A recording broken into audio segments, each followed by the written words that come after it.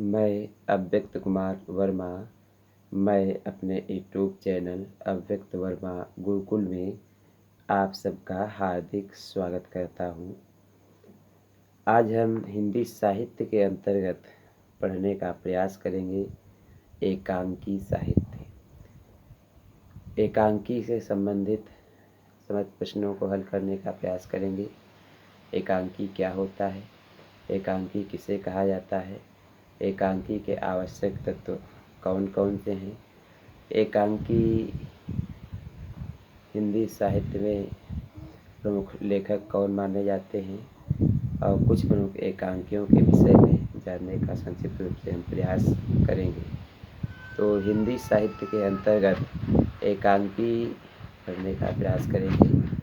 एकांकी डॉक्टर राम कुमार वर्मा की दीपदान एकांकी के विषय में जानने का प्रयास करेंगे और उदय शंकर भट्ट के द्वारा लिखित एकांकी नए मेहमान को जानने का हम प्रयास करेंगे।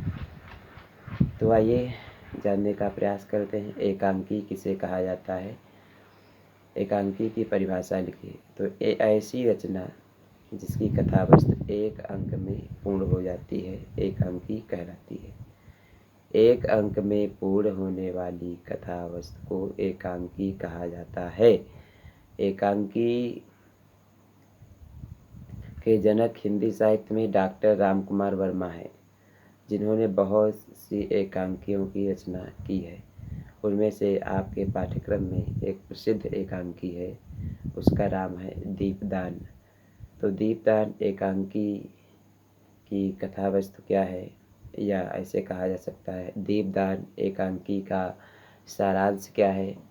दीपदान एकांकी में कौन कौन से प्रमुख पात्र हैं, उन पात्रों में नायक और नायिका कौन है, या उसकी कथा वस्तु क्या है, आज समस्त प्रश्नों के उत्तर लेकर हम आपको बताने का प्रयास करेंगे। तो देखिए,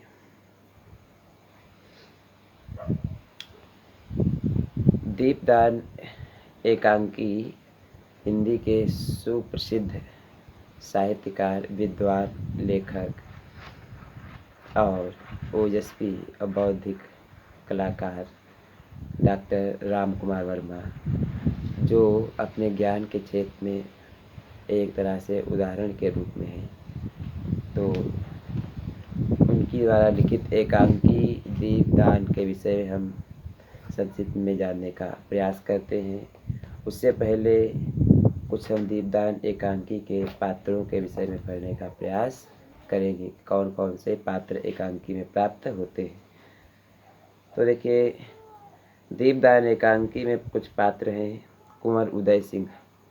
कौन है? कुंवर उदय सिंह, जो इस एकांकी का नायक, चित्तौड़ के स्वर्गीय महाराणा सांगा का पुत्र, सबसे छोटा पुत्र, राज्य का उत्तराधिकारी है। आयु है 14 वर्ष। आयु कितने वर्ष है? 14 वर्ष है। कुंवर उदय सिंह इस एकांकी का नायक है और राणा सांगा का सबसे छोटा पुत्र है। चित्तौड़ के स्वर्गीय राणा थे जो। चंदन दूसरा प्रमुख पात्र आता है। चंदन कौन आता है? चंदन धाय माँ का पन्ना का पुत्र है। आयु जिसकी 13 वर्ष है। बनवीर महाराणा सांगा के भाई पृथ्वीराज का दासी पुत्र है। आयु है 32 वर्ष। बनवीर।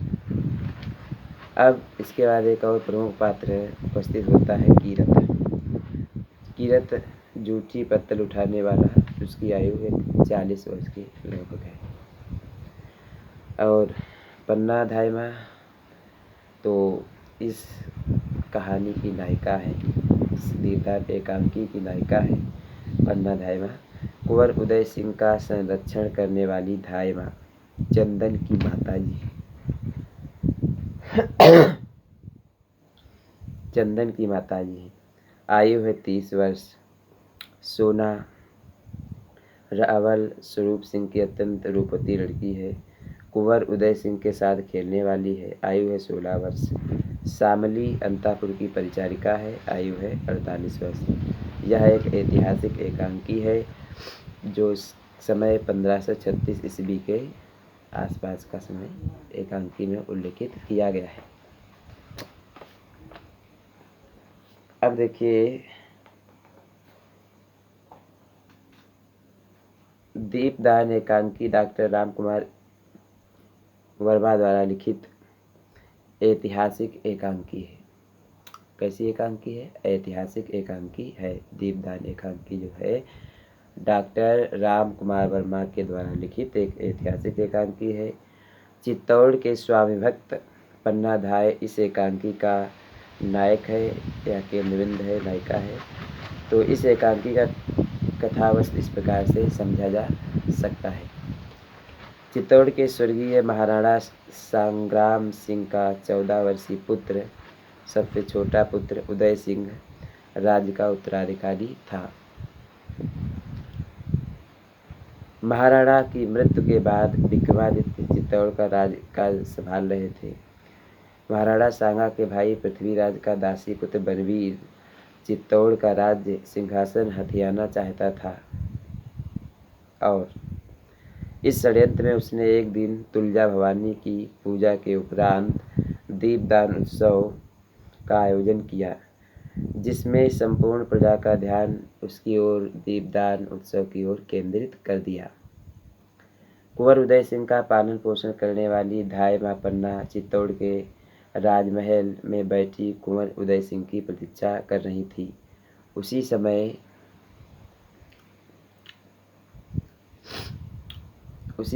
कुंवर उदय सिंह तुलजा भवानी के मंदिर में हो रहे लड़कियों के नृत्य को देखकर लौटता है और पन्ना से चलकर उस नृत्य को देखने को कहता है। पन्ना के मना करने पर वह रूठकर अकेला ही वहां जाने को तैयार हो जाता है। किसी अनहोनी की घटना से ग्रसित पन्ना धाय से वहां जाने से मना कर देती है। इस बात से रूठकर कुंवर यह कहते हुए बाहर निकल जाते हैं कि नहीं माँ, आज मैं ना तो भोजन करूँगा और ना ही अपनी सैया पर सोऊंगा। उसके बाद देखिए क्या होता है। कुछ समय बाद सोना नामक नृत्यांगना कुंवर को अपने साथ ले जाने का आग्रह करती है। वह पन्ना से अपने नृत्य और बनवीर की प्रशंसा करती है। पन्ना इन सभी गतिविधियों में षड्यंत्र की गंध पाकर सोना को टाल देती है और वह निराश होकर वहां से चली जाती है। उसी समय कुंवर को खोजता हुआ पन्ना का पुत्र चंदन आता है। वह कुंवर भोजन कराने का इच्छुक था। उनके सोने के बारे में जानकर वह वहां से चला जाता है। उसी समय दासी शामली चीखती हुई पन्ना धाय के पास आकर बताती है कि बनवीर ने सोते हुए महाराज विक्रमादित्य की हत्या कर दी है। अब उदय सिंह की हत्या करने के लिए वह इधर ही आने वाला है। वह बताती है कि उसने सभी सैनिकों को अपनी ओर मिला लिया है और राजमहल को भी चारों ओर से घेर लिया है। शामली की बातें सुन करके धाय मां पन्ना बहुत क्या हो जाती हैं, परेशान हो जाती हैं, घबरा जाती हैं। वह कुंवर उदय सिंह को लेकर कुंभलगढ़ भाग जाना चाहती हैं, परंतु राजमहल का घेराव होने के कारण यह भी संभव नहीं हो पाता है। उसी समय जूठी पतले उठाने वाला कीरत बारी एक बड़ी टोकरी लेकर वहां आता है और पन्ना उसे सारी बातें बताती है तथा कुंवर को उसकी टोकरी में छिपाकर महल के बाहर निकाल देती है। अब पन्ना सोचती है कि यदि बनवीर कुंवर के विषय में उसने कुछ पूछेगा तो वह उसे क्या कहेगी। अंततः वह निश्चय करती है कि वह कुंवर के स्थान पर अपने पुत्र चंदन का बलिदान कर देगी। पन्ना अपने पुत्र चंदन को कुंवर की सैया पर सुला देती है। उसी समय बनवीर हाथ में खून से सनी हुई तलवार लेकर आता है और बनवीर पन्ना को लालच देने और डराने की सभी कोशिशें करता है, परंतु पन्ना उसकी बातों में नहीं आती है और नशे में चूर बनवीर चंदन को कुंवर उदय सिंह समझ करके उसकी हत्या कर देता है और अपने पुत्र की हत्या को होता देख वर्णाध्याय चीखती हुई बेहोश हो जाती है। तो यह एकांकी धाय माँ के बलिदान के कारण प्रसिद्ध है। अपने दीपक अपने पुत्र का जो है उन्होंने बलिदान कर दिया, इसलिए राम कुमार वर्मा ने एकांकी का नाम रखा है दीपदान। दीप माने अपने बेटे का जो है बलिदान करने के कारण, धाय माँ त्याग के कारण कुंवर उदय सिंह की रक्षा हो पाई, इसलिए इस एकांकी का नाम दीपदान बहुत सार्थक प्रतीक होता है। तो हमने आपको संक्षेप में बताया कि ये दीपदान एकांकी के विषय में। अब जानने का प्रयास करेंगे अगली एकांकी उदय शंकर भट्ट के द्वारा लिखित नए मेहमान एकांकी के विषय में जानने का प्रयास हम करेंगे।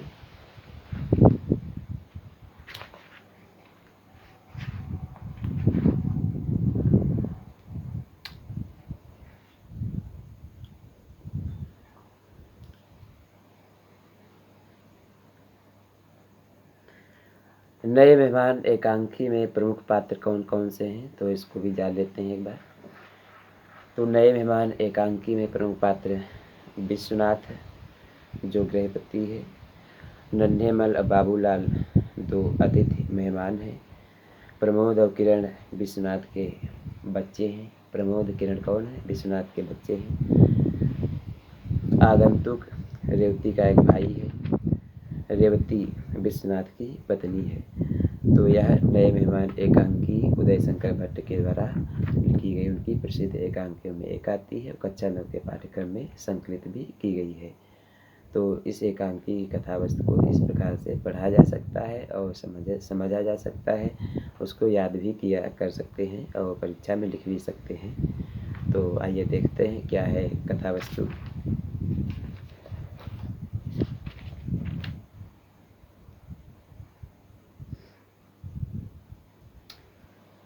देखिए, उदय शंकर भट्ट के द्वारा लिखित नए मेहमान एकांकी में आधुनिक महानगरीय सभ्यता के छोटे मकानों में निवास करने वाले मनुष्यों की आवासीय कठिनाइयों का वर्णन किया गया है। यहाँ अनचाहे मेहमान का आगमन कितना दुखदायी होता है, इसकी सजीव तथा यथार्थ झांकी प्रस्तुत की गई है। एकांकी का सारांश इस प्रकार से हम समझ सकते हैं कि कथा वस्तु क्या है, ऐसे जान सकते हैं। विश्वनाथ महानगर की एक तंग गली में बने एक छोटे से मकान में अपनी पत्नी रेवती और प्रमोद तथा किरण नाम के 2 बच्चों के साथ रहते हैं। रात के 8 बजे भयंकर गर्मी और पंखा चल रहा है, फिर भी गर्मी की भीषणता कम नहीं हो रही है। मकान की छत इतनी छोटी है कि उस पर खाट तक नहीं बिछ पाती है। पड़ोसी लाला की छत काफ़ी बड़ी है, परंतु उसकी पत्नी छत पर उन्हें एक खाट तक बिछाने नहीं देती है। विश्वनाथ का बच्चा बीमारी से उठा है, जिस कारण उसका गला सूखता रहता है। पानी पीने पर प्यास नहीं बुझती है। रेवती के गले में सिरदर्द रहता है।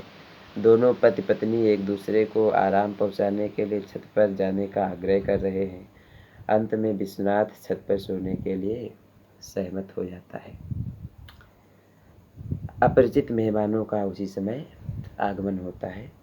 ऐसी घुटन में दरवाजे पर दस्तक होती है। आवाज़ सुनकर रेवती किसी के आने की आशंका से व्याकुल हो जाती है। विश्वनाथ के दरवाजे पर खोलने पर मैले कुचैले कपड़े पहने एक अधेड़ था एक युवक नन्हेमल और बाबूलाल भीतर घुस आते हैं। विश्वनाथ उन्हें नहीं पहचानते हैं, परंतु वह किसी तरह की बातें बनाते हुए उनके मेहमान बन जाते हैं। उनके लिए कहावत यही प्रसिद्ध है, कही जा सकती है कि मान न मान, जान न पहचान, मैं तेरा मेहमान। तो ऐसा उनके विषय में कहा जा सकता है। अब जानने का आगे प्रयास करते हैं। विश्वनाथ उन्हें बार बार कहते हैं कि वह उन्हें नहीं जानते, परंतु वह पहले पानी पीने का मांगाते हैं और फिर नहाकर पड़ोसी की छत पर गंदा पानी फैला देते हैं। पड़ोसी के लड़ने पर विश्वनाथ को उनसे क्षमा मांगनी पड़ती है। इसके बाद विश्वनाथ उनसे अब भोजन के लिए पूछते हैं। वह दोनों भोजन के लिए भी तैयार हो जाते हैं। भोजन के दोनों लोग तैयार हो जाते हैं। और उसके बाद देखिए क्या होता है। पड़ोसी के रहने पर विश्वनाथ को उनसे क्षमा भी मांगनी पड़ती है। गंदा पानी फैला देते हैं। तो सिर दर्द के कारण रेवती खाना बनाने में हिचकती है। बाहर से भी लाने नहीं देती है। अंत में विश्वनाथ उनसे बार बार पूछताछ करते हैं। तब पता चलता है कि वह पास की ही किसी गली में रहने वाले किसी सज्जन के यहाँ आए हैं। पास में रहने वाले किसी गली के यहाँ किसी सज्जन के घर में आए हैं। उसका नाम भूल जाने के कारण विश्वनाथ के घर में आ गए हैं। यह जानकर विश्वनाथ उन्हें उस सज्जन के घर पहुंचाकर आते हैं। अभी घर के सब लोग सोने ही वाले थे।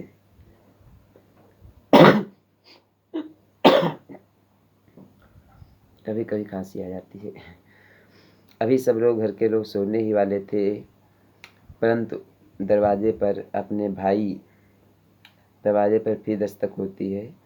अपने दरवाजे पर भाई को देख कर रेवती हर हाल में खुश हो जाती है और भाई के स्वागत में उन्हें ठंडा पानी पिलाती है, पंखे से हवा करने लगती है। सिर दर्द से परेशान होते हुए भी अपने भाई के लिए खाना बनाने को वह तैयार हो जाती है। तो इस एकांकी में उदयशंकर भट्ट ने महानगर में रहने वाले छोटे मकान में निवास करने वाले मनुष्यों की कठिनाइयों का वर्णन किया है।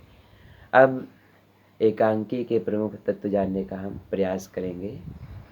एकांकी के प्रमुख तत्व कौन कौन से होते हैं तो उसको हम देखने का प्रयास करेंगे। एकांकी के प्रमुख तत्व कौन कौन से हैं तो कथा वस्तु नंबर 1, नंबर 2 पात्र, चरित्र चित्रण, नंबर 3 भाषा, नंबर 4 शैली, उद्देश्य, देश काल, वातावरण। तो ये सब जो है एकांकी के अंग हैं या कथा वस्तु के तत्व कहे जा सकते हैं। तो एकांकी ऐसी रचना जो एक अंक में पूर्ण हो जाए एकांकी कहलाती है। और एक दो एकांकी को हमने आज आपको बड़ा संक्षेप में बता दिया है, तो इसको पढ़ करके समझ करके अपनी कॉपी में लिख लीजिएगा। और हर परीक्षा के लिए महत्वपूर्ण है, विशेषकर कक्षा 9 वाले इस बात को ध्यान रखेंगे कि यह एकांकी अर्धवार्षिक परीक्षा में भी और वार्षिक परीक्षा में भी बार बार पूछी गई है। तो पात्र चरित्र चित्रण पढ़ेंगे, कथा वस्तु को बार बार सुनने का प्रयास करेंगे, लिखने का प्रयास करेंगे, तो अच्छे से एकांकी के प्रश्न हल कर पाएंगे। एकांकी के विषय में हिंदी साहित्य में बहुत सी रचनाएं प्रसिद्ध हैं, तो जो आपके पाठ्यक्रम में है उन्हीं के विषय में आपको अध्ययन करना है, उन्हीं के विषय में आपको पढ़ने का प्रयास करना है।